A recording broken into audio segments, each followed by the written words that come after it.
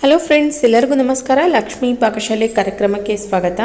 ಇವತ್ತಿನ ದಿನ ನಾನು ತುಂಬ ಸಿಂಪಲ್ಲಾಗಿ ನಾವು ಎಗ್ ಕರಿ ಮಾಡ್ಕೊಳ್ಳೋದು ಯಾವ ಥರ ಅಂತ ತೋರಿಸ್ಕೊಡ್ತಾ ಇದ್ದೀನಿ. ತುಂಬ ಟೇಸ್ಟಿಯಾಗಿರುತ್ತೆ. ಯಾವಾಗಲೂ ಒಂದೇ ಥರ ನೀವು ಟೇಸ್ಟ್ ಮಾಡಿ ಬೇಜಾರಾಗಿದೆ ಅಂತಂದರೆ ಖಂಡಿತ ಈ ಥರ ಒಂದ್ಸಲ ಟ್ರೈ ಮಾಡಿ ನೋಡಿ. ಚಪಾತಿಗೆ, ರೊಟ್ಟಿಗೆ, ಪರೋಟಕ್ಕೆ ಒಳ್ಳೆ ಕಾಂಬಿನೇಷನ್. ನೀವು ದೋಸೆಗೂ ಕೂಡ ಟ್ರೈ ಮಾಡಬಹುದು ಇದನ್ನು. ಬನ್ನಿ ಹಾಗಿದ್ದರೆ ಇದನ್ನು ಮಾಡೋದು ಯಾವ ಥರ ಅಂತ ನೋಡೋಣ. ಮೊದಲಿಗೆ ನಾನಿಲ್ಲಿ ಒಂದು ಮಿಕ್ಸಿ ಜಾರ್ ತೊಗೊಂಡಿದ್ದೀನಿ. ಇದಕ್ಕಿವಾಗ ಹಸಿಮೆಣ್ಸಿನ್ಕಾಯಿ ಹಾಕ್ಕೊಳ್ಳಿ. ಖಾರ ಜಾಸ್ತಿ ಇತ್ತಂತಂದರೆ ಕಡಿಮೆ ಹಾಕ್ಕೊಳ್ಳಿ. ನಾನು ಸ್ವಲ್ಪ ಖಾರ ಕಡಿಮೆ ಇದೆ, ಹಾಗಾಗಿ ಒಂದು 4ರಿಂದ 5 ಹಾಕ್ಕೊಂಡಿದ್ದೀನಿ. ನಂತರ 1 ಗಡ್ಡೆಯಷ್ಟು ಬೆಳ್ಳುಳ್ಳಿ, ಸ್ವಲ್ಪ ಹಸಿ ಶುಂಠಿ, 1 ಹಿಡಿಯಷ್ಟು ಕೊತ್ತಂಬರಿ ಸೊಪ್ಪು ಹಾಕ್ಕೊಳ್ಳಿ. ಸ್ವಲ್ಪ ಕೊತ್ತಂಬರಿ ಸೊಪ್ಪು ಜಾಸ್ತಿಯಾಗಿ ಹಾಕ್ಕೊಳ್ಬೇಕು ಇದಕ್ಕೆ. ನಂತರ ಒಂದು ಸ್ವಲ್ಪ ಈರುಳ್ಳಿ ಹಾಕ್ಕೊಳ್ಳೋಣ. ಒಂದು ಅರ್ಧ ಈರುಳ್ಳಿ ಹಾಕ್ಕೊಂಡ್ರೆ ಸಾಕು. ಅದಾದ ನಂತರ ಮೊಸರು ಹಾಕ್ಕೊಳ್ಳಿ.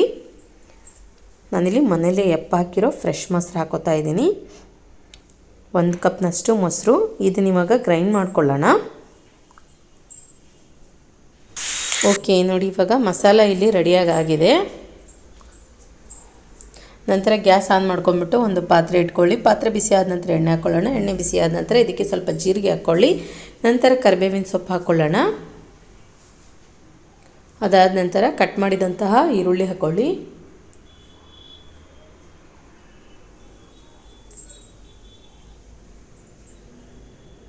ಚೆನ್ನಾಗಿ ಇದನ್ನು ಫ್ರೈ ಮಾಡ್ಕೊಳ್ಬೇಕು.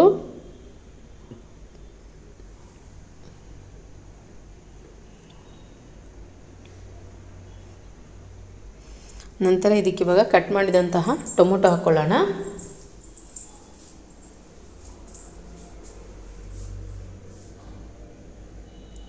ಟೊಮೊಟೊನೂ ಅಷ್ಟೇ ಚೆನ್ನಾಗಿ ಫ್ರೈ ಮಾಡ್ಕೊಳ್ಳಿ.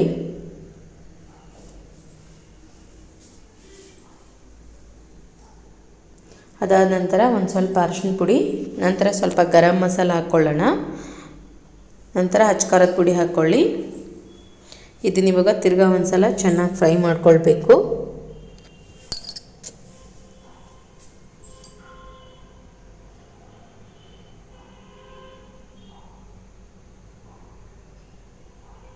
ನೋಡಿ, ಇವಾಗ ಈರುಳ್ಳಿ ಟೊಮೊಟೊ ಚೆನ್ನಾಗಿ ಫ್ರೈ ಆದ ನಂತರ ಇದಕ್ಕೆ ಇವಾಗ ಗ್ರೈಂಡ್ ಮಾಡಿದಂತಹ ಮಸಾಲೆ ಹಾಕ್ಕೊಳ್ಳಿ. ಮಸಾಲೆ ಸೇರಿಸ್ಕೊಂಡ ನಂತರ ಚೆನ್ನಾಗಿ ಇದನ್ನು ಫ್ರೈ ಮಾಡ್ಕೊಳ್ಬೇಕು.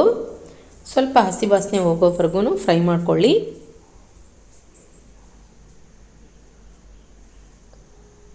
ಓಕೆ ನೋಡಿ, ಇಲ್ಲಿ ನಾನು ನೀಟಾಗಿ ಮಿಕ್ಸ್ ಮಾಡ್ಕೊಂಡಿದ್ದೀನಿ. ನಂತರ ಇದಕ್ಕೆ ಇವಾಗ ನೀರು ಹಾಕ್ಕೊಳ್ಳೋಣ. ಒಂದು ಸ್ವಲ್ಪ ನೀರು ಸೇರಿಸ್ಕೊಂಡ ನಂತರ ಚೆನ್ನಾಗಿ ಇದನ್ನು ಮಿಕ್ಸ್ ಮಾಡ್ಕೊಳ್ಳಿ.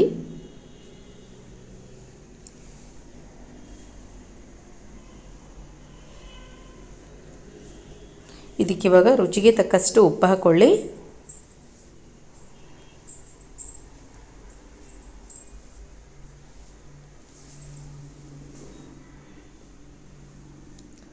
ಓಕೆ, ಇದನ್ನ ಇವಾಗ ಒಂದು ಸಲ ಚೆನ್ನಾಗಿ ಮಿಕ್ಸ್ ಮಾಡ್ಕೊಂಡ್ಬಿಟ್ಟು ಮೇಲ್ಗಡೆ ಮುಚ್ಚಿ ಒಂದು 5ರಿಂದ 10 ನಿಮಿಷ ಕುದಿಸ್ಕೊಳ್ಳೋಣ. ಓಕೆ, ಇವಾಗ ಒಂದು 10 ನಿಮಿಷ ಆಗಿದೆ. ಪರ್ಫೆಕ್ಟಾಗಿ ಇಲ್ಲಿ ಮಸಾಲೆ ರೆಡಿಯಾಗಿದೆ. ಇದಕ್ಕೆ ಇವಾಗ ನಾವು ಬೇಯಿಸಿದಂತಹ ಮೊಟ್ಟೆ ಹಾಕ್ಕೊಳ್ಳೋಣ. ನಾನಿಲ್ಲಿ ಒಂದು 6 ಮೊಟ್ಟೆನ ಬೇಯಿಸಿ ಸಿಪ್ಪೆ ಸುಲಿದು ಕಟ್ ಮಾಡಿ ಇಟ್ಕೊಂಡಿದ್ದೀನಿ. ನಿಮಗೆ ಯಾವ ಶೇಪ್ನಲ್ಲಿ ಬೇಕೋ ಆ ಶೇಪ್ನಲ್ಲಿ ಕಟ್ ಮಾಡ್ಕೊಂಡ್ಬಿಟ್ಟು ಹಾಕ್ಕೊಳ್ಬಹುದು.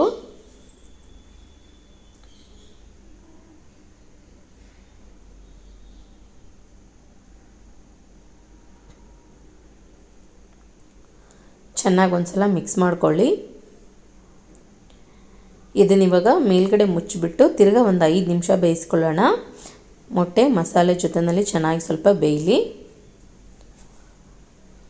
ಓಕೆ ನೋಡಿ ಫ್ರೆಂಡ್ಸ್, ಇವಾಗ ಒಂದು 5 ನಿಮಿಷ ಕಂಪ್ಲೀಟಾಗಿ ಆಗಿದೆ. ಚೆಕ್ ಮಾಡ್ಕೊಳ್ಳೋಣ. ತುಂಬ ಪರ್ಫೆಕ್ಟಾಗಿ ಇಲ್ಲಿ ಎಗ್ ಕರಿ ರೆಡಿಯಾಗಿದೆ.